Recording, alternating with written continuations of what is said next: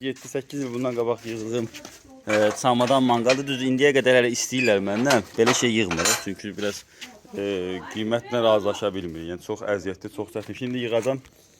Özünüz də baxa bilərsiniz. Kimsə düzdür bunun bir ayrıca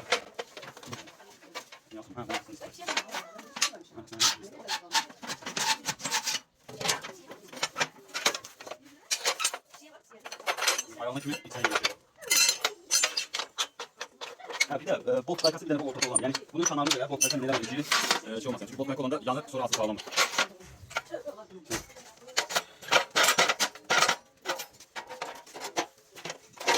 Yetişik bizim mangaldı. Öyle dedi. Durma ya.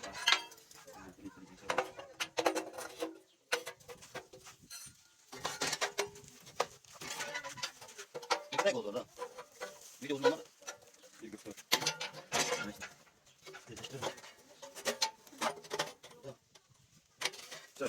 Hazır. Bu da hündürlüğü değiştirmekten ötürü. Neyse bunu sınavda. Bu demle buradan kesip bunu sınavda.